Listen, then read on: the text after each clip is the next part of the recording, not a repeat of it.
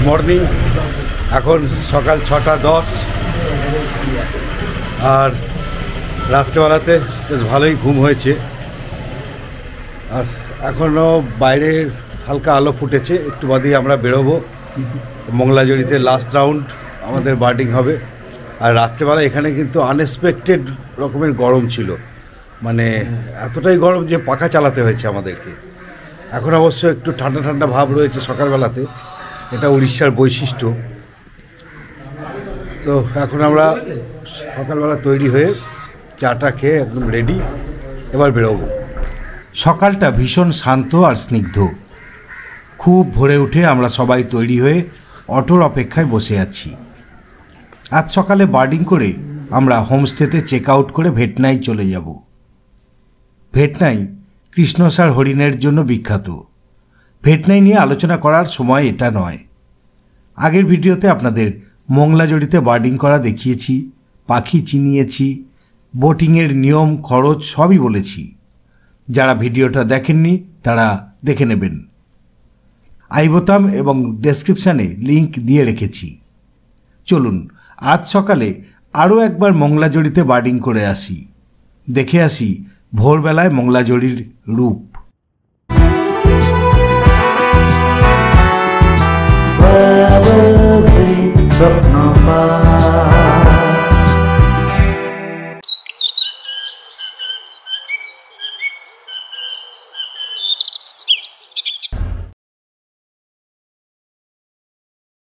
দু কিলোমিটার রাস্তা আমাদের হোমস্টে থেকে বোটিং পয়েন্ট পর্যন্ত, আর চলে এসেছি।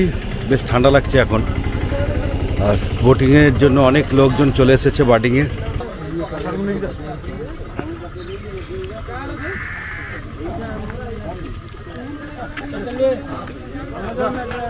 এই নৌকা 1200 টাকা, আপনি 4 জন পর্যন্ত চাপতে পারেন। তবে বার্ডিং করতে গেলে 4 জন চাপা যায় না, 2 জন, খুব বেশি হলে 3 জন। আর এরা মোটামুটি ওই 2.5-3 ঘন্টা বোটিং করায়। সব মিলিয়ে ভালো। একজন গাইডও সঙ্গে থাকে, যে নৌকা কোন দিকে নিয়ে যেতে হবে, কোনটা কি পাখি সেগুলোকেও চিনিয়ে দেয়। আর কোন দিকে নিয়ে যেতে হবে সে প্রেডিকশানগুলো যিনি গাইড থাকেন তিনিই করেন। আর একজন তো মাঝি থাকেই। আমাদের ওইদিকে যে পূর্বস্থলী রয়েছে চুপিরচর, সেখানে নৌকার রেটটা এর তুলনায় একটু কম। তবে সেখানে গাইড থাকে না, মাঝেই কিন্তু গাইড। নৌকা ছাড়া সব তোড়জোড় চলছে।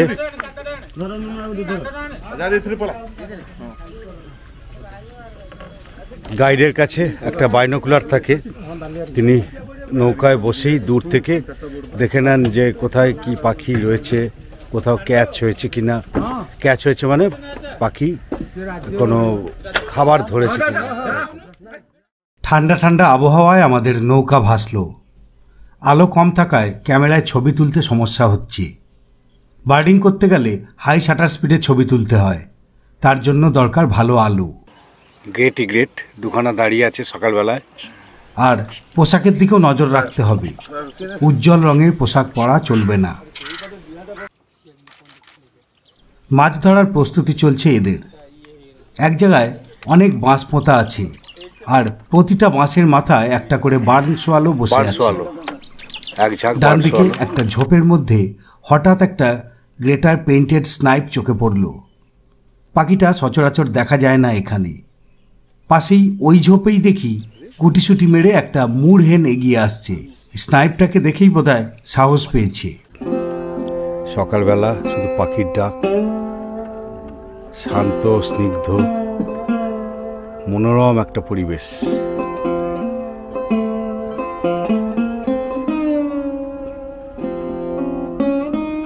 আমার ডান দিকে বাঁ দিকে দুদিকেই গ্রাসল্যান্ড। ওই দূরে একটা কাইট বসে আছে, ক্যামেরায় হয়তো আসছে না। একটা গ্রেট গ্রেট। চিল্কার জল জোয়ারের সময় এই জলাভূমিতে চলে আসে, আর সেই সাথে আসে মাছ। সেই কারণেই এখানে পাখিদের মেলা বসে। অপূর্বদা অনেক দূরে এগিয়ে গেছে, আমাদের সঙ্গী সাথী। মংলাজড়ি ভ্রমণের সেরা সময় শীতকাল। তখন বিভিন্ন দেশ থেকে প্রচুর পরিযায়ী পাখি এখানে এসে ভিড় করে। তাছাড়া শীতের তাপমাত্রা পাখি দেখা বা বার্ডিংয়ের উপযুক্ত থাকে। সূর্য উঠছে, ভারী সুন্দর দৃশ্য।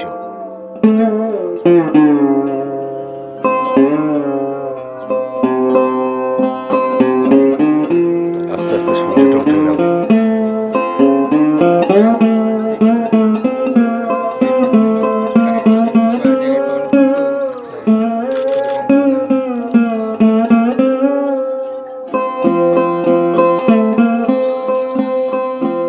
সারা রাত অভুক্ত থাকার পর এখন প্রায় সব পাখি খাবার খুঁজতে ব্যস্ত। সামনেই একটা ব্ল্যাক হেডেড আইবিসকে দেখছি খাবার খুঁজতে। ব্ল্যাক হেডেড আইবিস মাঝে মাঝেই এখানে সাপ ধরে খায়, আর ব্ল্যাক হেডেড আইবিসের এই সাপ ধরে খাওয়ার দৃশ্য এখানে বিখ্যাত।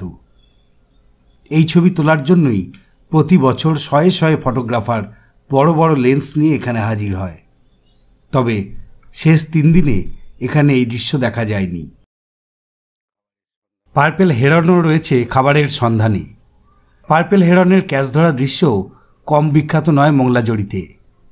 মাছ ব্যাঙ তো ধরেই, সুযোগ পেলে সাপও ধরে খায় পার্পেল হেরন।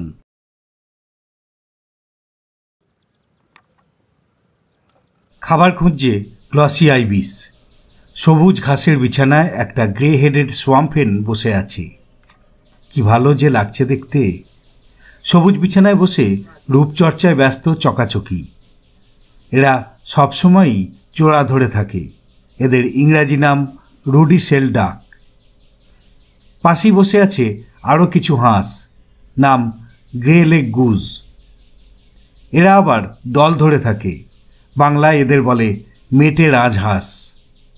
পাখিটি ভারত বাংলাদেশ ছাড়াও ইউরোপ, আফ্রিকা, অস্ট্রেলিয়া, মধ্য এশিয়া, পূর্ব এশিয়া এবং দক্ষিণ পূর্ব এশিয়ার বিভিন্ন দেশে দেখতে পাওয়া যায়। অপূর্বদা সুমন্ত্র ব্ল্যাক হেডেড আইবিসের ক্যাচ ধরার অপেক্ষায় বসে আছে। যদি একটা সাপটাপ ধরে। আসলে সবটাই ভাগ্য। কেউ 4-5 দিন হতে দিয়ে থেকেও ক্যাচের ছবি পায় না, আবার কেউ 10 মিনিটেই আইবিসের ক্যাচ পেয়ে যায়। কিছুক্ষণ জলে ভেসে বেড়াতে বেড়াতে চোখে পড়ল জলের মধ্যে দুটো লিটল ইগ্রেটের তুমুল লড়াই। জোরদার লড়াই লেগেছে।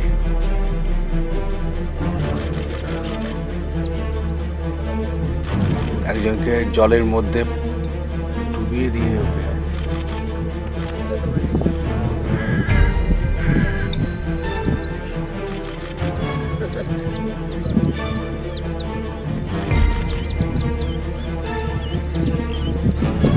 এসব বিরল দৃশ্য।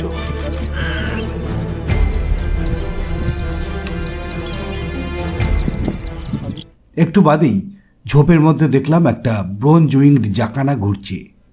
এদের ডানার রঙের জন্যই এই রকম নাম। আর একটু এগোতেই দেখি কয়েকটা নর্দার্ন পিনটেল জলে ভাসছে। জলের মধ্যে থেকে মাথা উঁচু করে নিজেদের অস্তিত্ব জানান দিচ্ছে ঘাসেরা। এই পরিবেশে ছোট্ট ছোট্ট মাছ ও পোকা থাকে। এই মাছ ও পোকা খাওয়ার জন্য বিভিন্ন প্রজাতির বক, ক্লোভার, রাফ, গডউইট প্রভৃতি পাখি ঘোরাফেরা করে। সকালবেলা খাবার দাবার খোঁজাখুঁজি চলছে। মাছের অপেক্ষায় অসীম ধৈর্য নিয়ে বসে থাকতে হয় এসব প্রাণীদের। আর এদের অপেক্ষায় আমরাও অপেক্ষা করে বসে আছি, কখন একটা কিছু ধরবে। না, ধৈর্যচ্যুতি ঘটেছে ওর। শামুকখোল এরা সারস জাতীয় পাখি। পৃথিবীতে 2 ধরনের শামুকখোল রয়েছে। এটা এশীয় শামুকখোল। এরা সাদা বর্ণের পাখি, পিঠ ও ডানার অংশ কালো। ভারত, বাংলাদেশ, শ্রীলঙ্কা সহ দক্ষিণ এশিয়ার বিভিন্ন অঞ্চলে এরা থাকে। আর এক প্রজাতি হলো আফ্রিকান শামুকখোল। সেগুলো আবার সম্পূর্ণ কালো রঙের হয়। খাবার খুঁজে বেড়াচ্ছে একটা রাফ।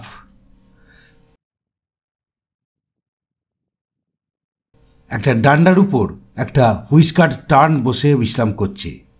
এর বাংলা নাম জুলফি পানচিল। নর্দার্ন পিনটেলের বাংলা নাম হলো উত্তরে ল্যাঞ্জা হাঁস। ভারত, বাংলাদেশ ছাড়াও পৃথিবীর বহু দেশে এদের দেখা যায়। ইউরোপ, এশিয়া ও উত্তর আমেরিকার উত্তরাঞ্চলে এরা প্রজনন করে। এই পরিযায়ী পাখিটির সংখ্যা ক্রমশ হ্রাস পাচ্ছে। শঙ্খচিল, যার ইংরাজি নাম ব্রাহ্মণী কাইট। ভারত উপমহাদেশের সর্বত্র, অস্ট্রেলিয়া, ইন্দোনেশিয়া এই পাখিটিকে দেখা যায়। হোমস্টেতে আমাদের গাড়ি চলে এসেছে। হোমস্টে থেকে ফোন এসেছিল। ভেটনাই যাওয়ার গাড়ি হোমস্টে থেকেই বুক করে দিয়েছে। এবার আমাদের ফিরে যেতে হবে। অনেক নৌকা আসছে, আমরাই শুধু ফিরে যাচ্ছি। ফিরে যেতে যেতে ফাউ হিসাবে যেটুকু পাচ্ছি সংগ্রহ করে নিচ্ছি।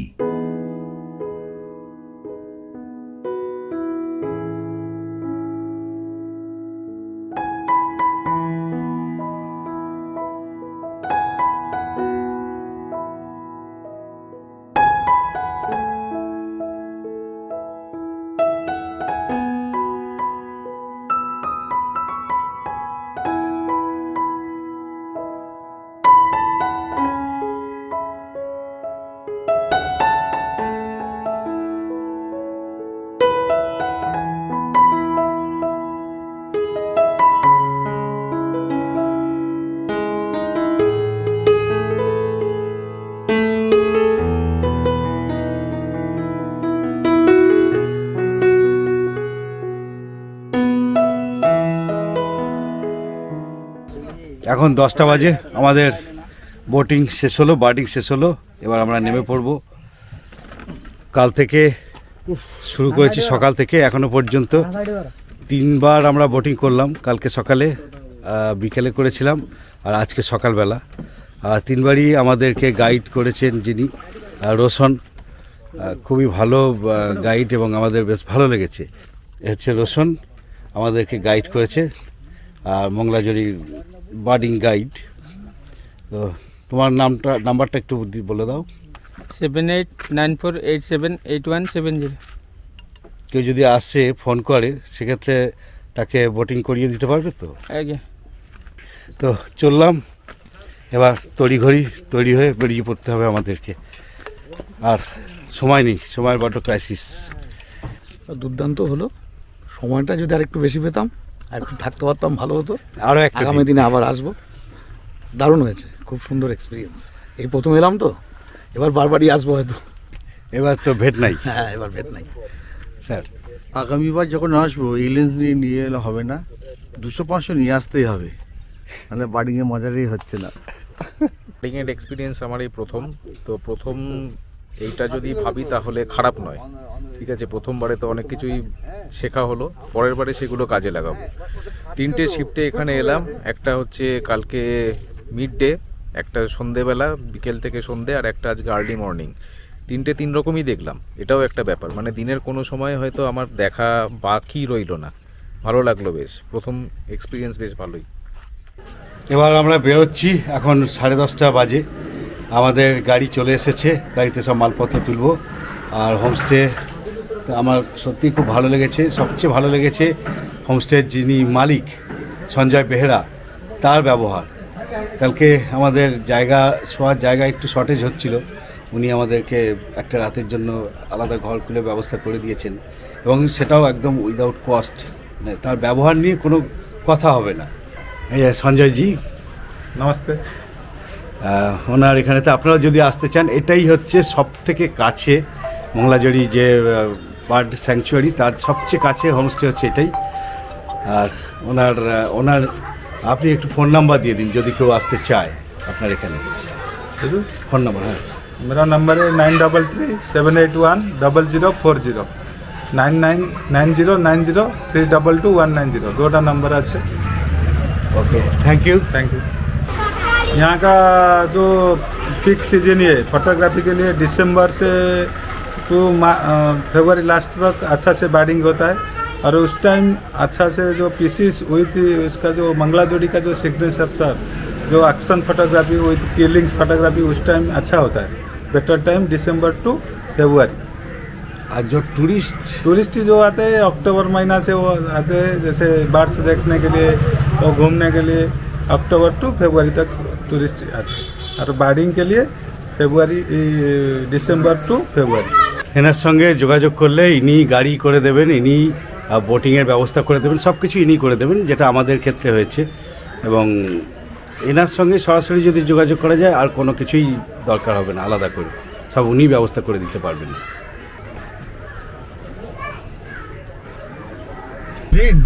আমাদের আজকে ভেটনাই ঘোরাতে নিয়ে যাচ্ছেন প্রবীণ কুমার প্রধান, স্করপিও গাড়ি নিয়ে আমরা চলেছি। পরবর্তী পর্বে দেখুন উড়িষ্যায় কৃষ্ণমৃগর বিচরণ ক্ষেত্র ভেটনাই। যারা প্রথমবার এই চ্যানেলে এসেছেন বা চ্যানেলটা এখনও সাবস্ক্রাইব করেননি, তারা কিন্তু নিজেকে বঞ্চিত করছেন। আপনি যদি ভ্রমণপ্রিয় প্রকৃতিপ্রেমী মানুষ হন, তাহলে চ্যানেলটা এখনই সাবস্ক্রাইব করে রাখুন, তাতে আখেরে আপনিই উপকৃত হবেন। এই পর্ব আপনাদের কেমন লাগলো জানাবেন, ভালো লাগলে অবশ্যই একটা লাইক দেবেন। চ্যানেলটা যদি আপনার সাবস্ক্রাইব না করা থাকে, তাহলে এমন ভ্রমণমূলক আরও ভিডিও দেখার জন্য চ্যানেলটা এখনই সাবস্ক্রাইব করে রাখুন। এক একটা ট্র্যাভেল ভিডিও নির্মাণের জন্য প্রচুর অর্থের পাশাপাশি অনেকটা মোটিভেশনেরও প্রয়োজন হয়। আপনারা যেভাবে উৎসাহ দিয়ে চলেছেন তার জন্য আন্তরিক কৃতজ্ঞতা জানাই। এছাড়াও আপনারা জয়েন বোতাম ও থ্যাঙ্কস বোতামের মাধ্যমে আমাদের পাশে দাঁড়াতে পারেন। আপনারা ভিডিওগুলি দেখতে থাকুন, সঙ্গে থাকুন, এই আবেদন রইল। ভালো থাকবেন, ধন্যবাদ।